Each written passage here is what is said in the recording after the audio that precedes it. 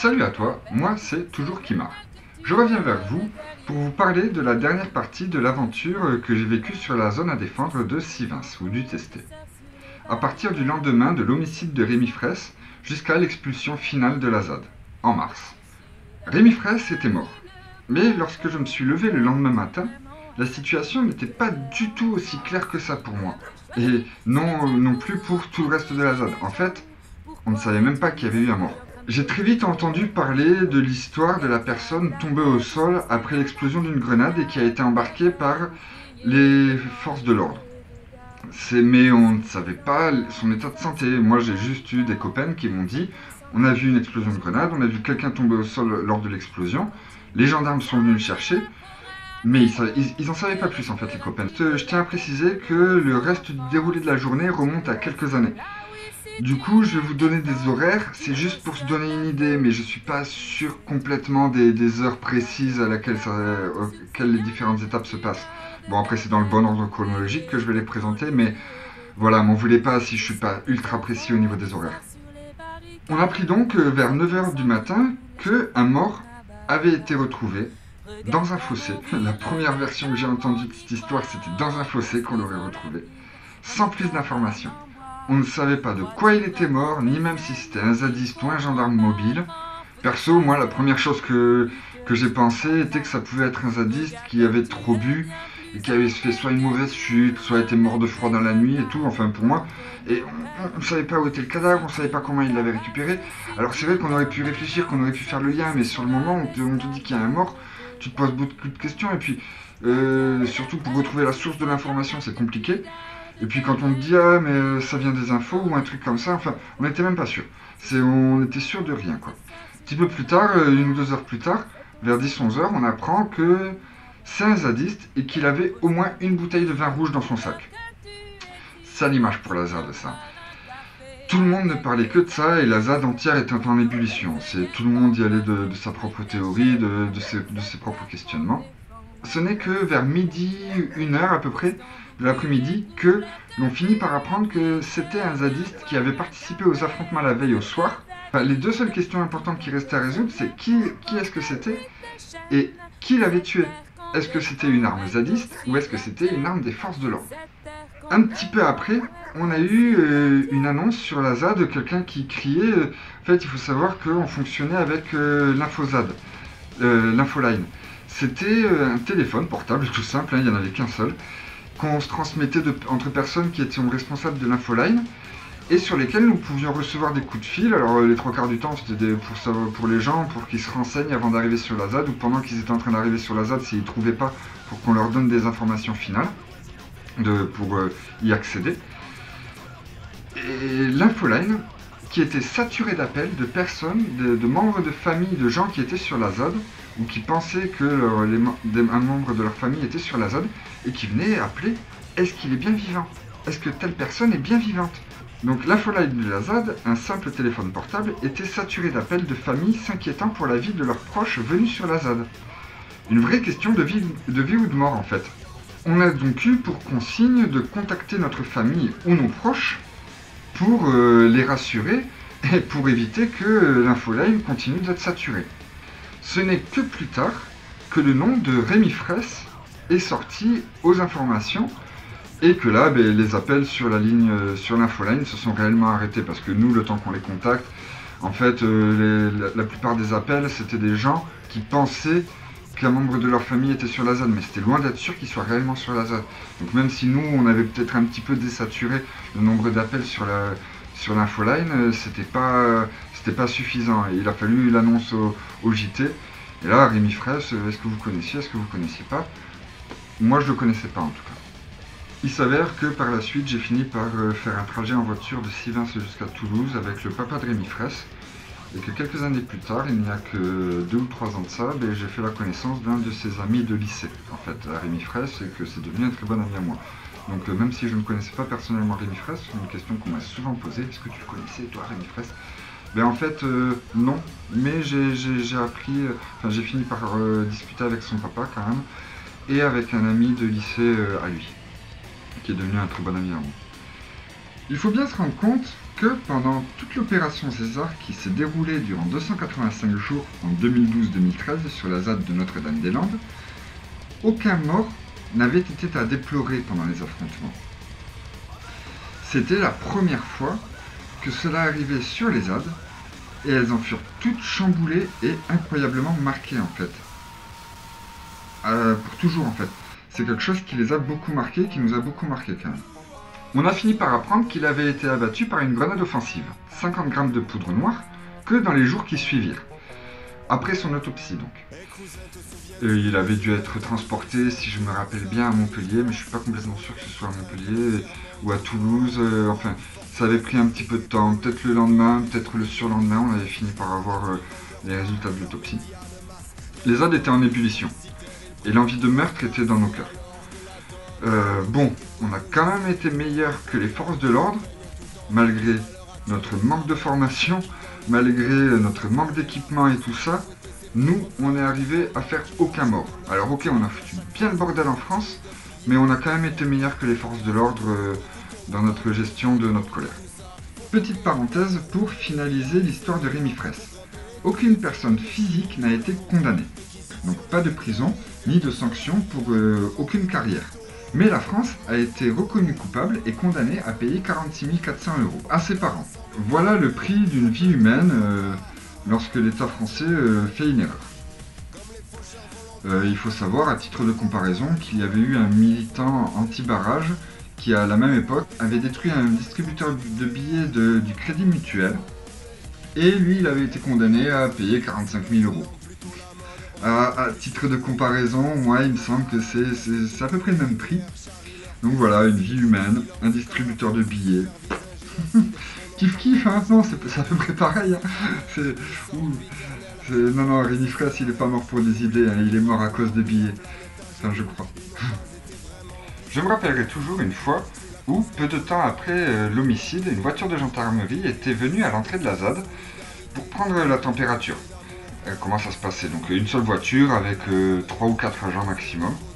Ils n'avaient même pas mis leur casque et nous y étions allés à 4 cagoulés pour discuter avec eux. Donc on en a laissé un leur hurler dessus à 3 mètres de distance à côté. Le mec, il avait un molotov dans chaque main et un molotov de plus dans chaque poche arrière. Mais il se n'était pas allumé ni rien, hein, mais le mec, il leur a hurlé dessus comme ça pendant toute la discussion. En fait, il n'y a pas vraiment eu de discussion, c'est surtout lui qui leur a répondu en hurlant à chaque fois et des choses du style « Ouais, vous venez d'abattre un gamin là, vous venez de tuer un enfant et tout ». Enfin, plein de choses comme ça. Et enfin, voilà, c'est très intéressant, je trouve, de se retrouver dans la situation où tu discutes avec un membre des forces de l'ordre en portant une cagoule. Parce que ça te fait bien comprendre que parfois, dans certaines situations particulières, mais c'est pas parce que tu portes une cagoule que tout dialogue est rompu en fait. Moi je trouvais ça pas mal intéressant. Nous l'avions payé très cher, une vie humaine quand même, mais nous avions obtenu une période d'accalmie où le chantier fut stoppé et où les forces de l'ordre étaient très peu présentes sur la ZAD de Sivens. De fin octobre donc jusqu'à début mars 2015. Cela dit, les groupes pro-barrage, eux, ne cessèrent pas leur réactivité pour autant. Ils s'étaient procuré des quads pour pouvoir circuler vite, des cagoules et des brassards orange avec écrit dessus Brigade anti-PLP, PLP pour Pulapis. Donc il continuait à y avoir une ambiance relativement tendue. On a été obligé de mettre en place des contrôles à l'entrée de la ZAD. Et donc on a posé un portail à l'entrée de la ZAD où on contrôlait l'entrée de chaque véhicule qui ne pouvait pas passer par là. Il n'y avait qu'une seule entrée carrossable sur la ZAD. Nous nous sommes donc installés pour nous préparer à l'arrivée de l'hiver dans nos cabanes en bois. J'ai vécu jusqu'au réveillon dans un groupement d'un abri de chantier, d'un camion et de 2 tentes reliées par une bâche. J'étais dans une tente, personnellement. Les nuits étaient froides et j'ai appris à apprécier la présence d'un chien pour dormir, même si ce n'était qu'un Jack Russell. C'est un tout petit chien, mais déjà quand t'as froid la nuit, t'es content d'avoir une autre source de chaleur en fait. Tous les matins, je devais allumer un rocket stove, une sorte de poêle fait maison, avant de pouvoir prendre mon premier café. Et cela arrivait souvent que ce soit plus d'une demi-heure après m'être levé.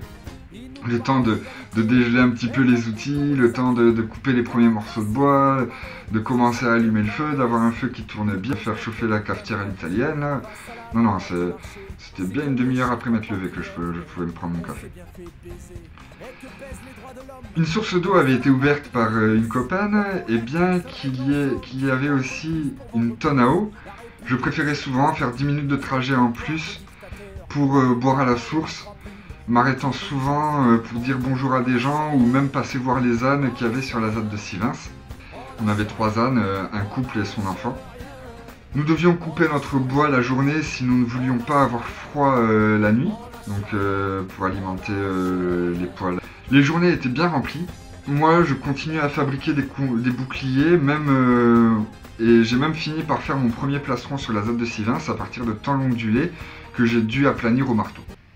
Les pro-barrages tentèrent une action de plus grande envergure. Ils firent appel à la FNSEA, la Fédération Nationale des Syndicats d'Exploitants Agricoles, qui réunit entre 100 et 200 personnes soutenues par les forces de l'ordre. Les forces de l'ordre prétendaient être là pour qu'il n'y ait pas de conflit trop ouvert entre les deux, pour maintenir la paix. N'empêche que ils étaient du même côté qu'eux, et que les gendarmes mobiles, ils montraient les boucliers vers nous. Et ils étaient à côté, enfin.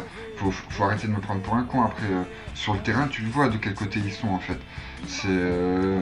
Non mais il m'énervait quand il disait qu'ils étaient non, nous on est du côté d'aucun des deux, et on les voyait prendre des repas et se faire servir des cafés par les gens de la FNSEA là.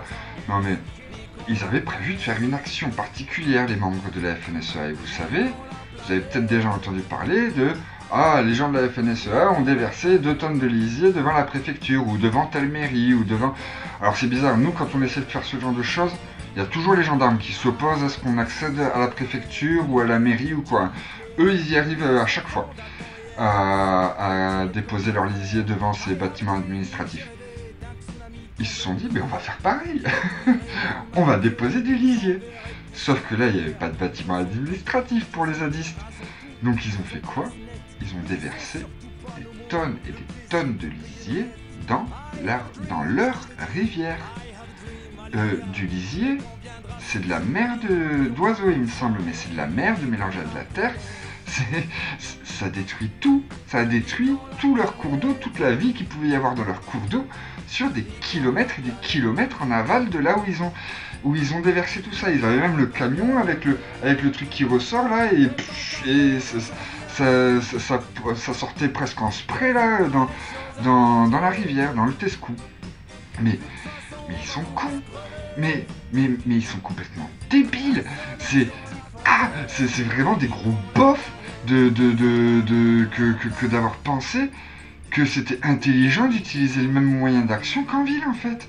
Mais comment on peut en arriver à ce niveau de stupidité là et de haine bête et méchante waouh. Donc tout ça pour soi-disant pour protéger leur soi-disant vallée en fait. Mais c'est pas comme ça que tu vas la protéger ta vallée. Même nous on était beaucoup plus écolo que ça quoi. Même en cramant des pneus, en faisant plein de toutes les petites conneries qu'on a pu faire parfois dans notre vie en squat dans des conditions relativement dures. Mais jamais il nous est arrivé de détruire l'écosystème de la rivière sur des kilomètres et des kilomètres. Enfin, c'est hallucinant. Personnellement, j'ai vécu depuis la fin des affrontements, en réunissant les tentes et les véhicules, mais il s'avère que le lieu de vie à l'entrée de la seule voie carrossable, donc là où il y avait le portail, il y avait une cabane à côté, une cabane qui était en bord de la route, juste au bord du goudron, hein, vraiment, on tirait le rideau, c'était le goudron de la route. Et donc pour avoir un petit peu plus de surface, on avait dû poser des palettes sur un fossé, donc en fait on dormait au-dessus d'un fossé. Donc ce lieu-là, où les voitures peuvent passer, qui était le seul point d'entrée de la ZAD où les véhicules pouvaient passer, était en train de se dépeupler. Il faut savoir qu'il y avait 4 personnes qui vivaient dans ce lieu-là et qu'ils avaient annoncé qu'à la fin décembre, sur les 4 personnes, 3 allaient partir. Donc, comme c'était le seul point d'entrée carrossable, pris en compte aussi qu'il y avait la présence des pro-barrages, qui était une menace réelle quand même, on avait besoin de personnes toutes les nuits pour ouvrir le portail à toute voiture qui passait. Ce qui nécessitait des gens réveillés ou prêts à se réveiller juste en entendant l'arrivée des voitures au loin. On avait essayé de mettre en place des tours de garde, mais finalement dans un milieu anarchiste anti-autoritaire, c'était un petit peu compliqué, où il y avait beaucoup de bénévoles, beaucoup de jeunes, enfin beaucoup de personnes qui ne comprenaient pas la responsabilité qu'il y avait à avoir à tenir un tour de garde. Mais les tours de garde, ça fonctionnait pas. On avait beau mettre des feuilles de papier avec des gens qui donnaient leur nom, les 3/4 du temps, les noms n'arrivaient pas. Ou sinon, ils venaient pendant les 2 ou 3 premières heures de la nuit, de 8h jusqu'à 11h. Ils restaient même pas jusqu'à minuit, ou sinon ils restaient jusqu'à minuit. Sauf qu'il y a des voitures, il y en a qui arrivaient. C'était rare, il n'y en avait pas beaucoup qui arrivaient la nuit. Mais il y en avait. Et du coup, il fallait quand même les contrôler, parce que c'était déjà arrivé dans la précédente occupation de la zone des Sivins, parce que ça, c'était que la réoccupation qu'on avait fait. Que des groupes de pro-barrage viennent de nuit. Et dans ce cas, ils n'arrivent pas à minuit. Ils arrivent à 2, 3, 4, 5 ou 6 heures du matin, au moment où nous, il y a le plus de chances qu'on soit en train de dormir. Donc ça ne fonctionnait pas. Et du coup, souvent, le poste de garde était tenu par les gens qui vivaient sur le poste de garde.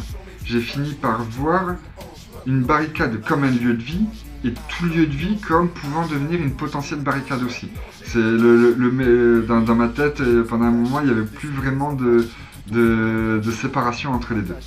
Et donc, pour éviter de laisser cette personne tout seul tenir son lieu de vie tout seul, j'ai décidé, fin décembre, après le réveillon, d'aller vivre sur ce lieu de vie-là. Il faut que je vous parle un petit peu de ce à quoi ressemblait l'entrée de la ZAD. Avant même le portail, une centaine de mètres avant celui-ci, il y avait des chicanes qui étaient disposées afin de compliquer l'accès des véhicules et pour nous laisser le temps de nous lever pendant la nuit pour aller au portail avant que les voitures n'arrivent. Les chicanes étaient suffisamment larges pour souvent obliger les véhicules qui passaient par là à mettre au moins une roue en dehors du goudron, dans la terre. Elles étaient vraiment placées de manière... Les camions arrivaient à passer, les camions, hein, pas les poids lourds, mais les camions arrivaient à passer, mais souvent on se posait la question avant qu'ils y arrivent, et puis le conducteur il disait ouais c'est bon ça passe, et on y arrivait finalement. Ouais, ça arrivait aussi qu'on doive redécaler un petit peu, on a fini par pas mal les ajuster. Alors il y avait des chicanes de tout type.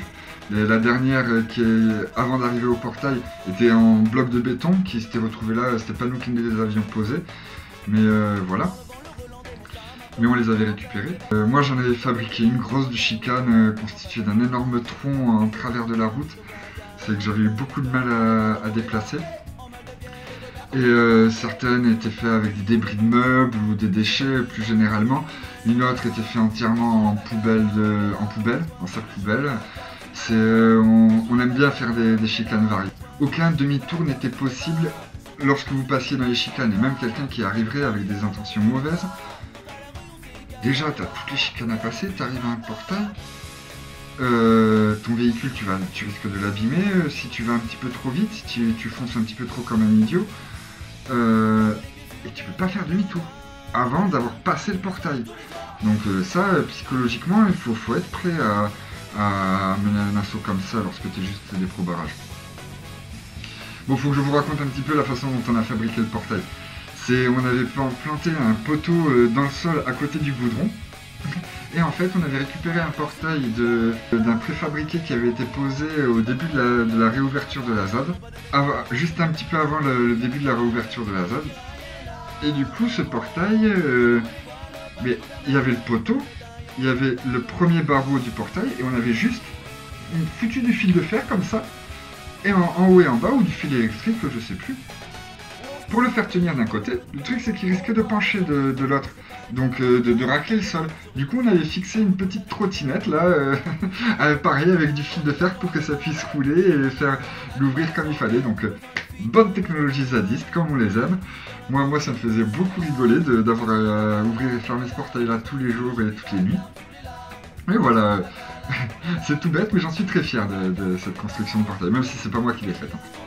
J'ai donc décidé qu'après mes vacances de Noël en famille, je reviendrai vivre sur ce lieu de vie avant le jour de l'an pour faire mes gardes de nuit. Du coup, pendant tout l'hiver jusqu'à mars, j'ai fait mes gardes avec Léa Coppen, l'un de nous deux ne retirant pas ses chaussures pour dormir afin d'être plus réactif lorsqu'une voiture arrivait. Forcément, quand tu dois contrôler les voitures à l'entrée de la ZAD, je me suis retrouvé réellement à demander à des gens de bien vouloir ouvrir leur coffre pour vérifier qu'ils ne ramènent pas d'armes à feu sur la ZAD. Étrangement, on avait eu l'histoire d'un mec qui était venu sur la ZAD. Et en fait, c'était marrant parce que le mec ne nous avait causé aucun souci, il nous avait même apporté de l'équipement et tout ça. Mais au moment de repartir, quelqu'un a vu qu'il avait un fusil dans sa voiture. Et suite à ça, ça nous avait mis en ébullition et on s'était mis en tête de devoir contrôler les gens et les voitures qui arrivaient sur la ZAD. Du coup, on s'y est mis, mais plus tard, la fois suivante où il est repassé, peut-être le mois suivant, on a fini par discuter de ça avec ce mec-là. Il nous avait dit, mais moi je suis un paysan, moi il y a des pro-barrages, il y a des paysans avec qui je ne m'entends pas dans le coin. Je viens avec mon fusil, mais je me balade souvent avec mon fusil dans... Je suis un chasseur aussi, je me balade souvent avec un fusil dans ma voiture. C'est normal pour moi, c'est pas que j'avais de mauvaises intentions. Donc bon, on avait pris l'habitude, on a quand même continué aux gens s'ils voulaient bien ouvrir leur coffre. On leur demandait de faire demi-tour s'ils ne voulaient pas, mais c'est jamais arrivé. Donc c'est particulier quand même, hein, en tant que citoyen, pas membre des forces de l'ordre, de demander à des gens de bien vouloir ouvrir leur coffre de voiture pour vérifier ce qu'il y a dedans. Ça fait cheminer pas mal de choses dans la tête après. Il y a aussi eu les rapports avec les journalistes qui étaient particuliers pendant cette période-là. C'est à cette époque que je me suis mis à apprécier les France 3 régionaux et les France Inter et à détester les chaînes du type CNews ou BFM. Un journaliste d'une de ces deux chaînes ayant diffusé un témoignage non flouté alors qu'on lui avait demandé de le flouter, d'une copaine à nous, et il a eu des réels problèmes. Il me semble bien qu'il a dû faire quelques mois de prison à cause de ce témoignage-là. Donc le passage suivant de ce journaliste qui a osé revenir sur la ZAD, on lui a éclaté sa caméra. Et c'était pas cher payé, franchement. Il y avait eu un mot d'ordre qui avait été passé sur la ZAD, c'est que les journalistes, jamais de menaces, de violence physique envers eux. On ne s'était autorisé entre nous qu'à les menacer de destruction matérielle. C'est particulier avec les journalistes, du coup il faut faire attention à ce qu'on fait, et il me semblait que c'était juste la limite qu'il fallait mieux poser. On en a même obligé certains de journalistes à effacer des photos qu'ils avaient prises sans nous demander la permission de les prendre en fait. On en était à ce point-là on ne voulait pas qu'il y ait de possibles révélations de comment on avait monté nos défenses aux gendarmes, ou en tout cas que ce soit pas facile pour eux de les obtenir, qu'ils soient obligés de déployer un hélicoptère avec une super caméra, ou d'utiliser des caméras cachées avec des RG, ou enfin d'autres moyens en tout cas. Mais les moyens trop évidents de prendre des photos de la ZAD, non, on interdisait. Il n'y avait pas le droit, c'est tout. Il y a même eu 2 journalistes qui étaient venus, ils voulaient avoir des entretiens avec nous, on leur avait dit, restez vivre une semaine avec nous, et après on vous ouvrira certaines portes. Et du coup ils étaient restés vivre pendant une semaine avec nous, des journalistes indépendants. Et à la fin, on avait fait une interview avec eux, sans vidéo, que à l'oral. Et on avait passé une soirée entière à être enregistré par eux, et on avait déliré avec eux pendant la soirée. Enfin, c'était une soirée en mode très animé, normal en fait. On avait abordé plusieurs sujets de discussion. Voilà. Il faut que je vous parle aussi d'un forcené de la pelle qui avait creusé sa cabane à flanc de vallée. Il y avait une pièce principale avec un petit renfoncement, il était arrivé à rentrer un lit de place et tout. C'était dans la vallée. Et du coup, il y avait juste ce petit coin-là qui dépassait, qui n'était pas recouvert de terre, mais tout le reste de son trou, de sa cabane trou. Et en fait, il avait creusé sous terre, il commençait à creuser un tunnel qui allait un petit peu plus loin. Bon, il avait fait les 2-3 premiers mètres, hein, c'est tout avant qu'on se fasse expulser. Mais c'était vivable, lui il y vivait dedans, il était bien. Et non, je vous avais un petit peu exposé différents types de cabanes ou d'habitats qu'on avait pu installer sur la ZAD. Et celui-là était un des plus remarquables et des plus joliment construits en fait. Donc le tout avec seulement un côté de la pièce recouvert par autre chose que de la terre. Il a passé des journées entières à pelleter ce mec-là. Enfin voilà. Bon, tout ça c'est fini une semaine après que je sois parti de la zone à défendre pour des raisons personnelles. Je n'ai donc pas vécu la semaine pendant laquelle la FNSEA avait demandé à un département par jour de faire un blocus de la ZAD. Donc avec 6 ou 7 départements, ils avaient fait le blocus de toute la ZAD une semaine avant l'expulsion finale de la ZAD. Et je n'ai pas non plus vécu l'expulsion finale menée par 500 gendarmes mobiles et 300 membres de la FNSEA. Je ne m'attarderai pas là-dessus, je vous ai juste donné les gros détails pour vous donner une idée, mais moi j'étais parti avant. Donc en espérant que vous me lâchiez un petit like, je vous invite à venir vous abonner sur ma chaîne YouTube Lumière sur un cagoulé pour suivre la prochaine fois où je mettrai en lumière un cagoulé. Allez, ciao, bye bye.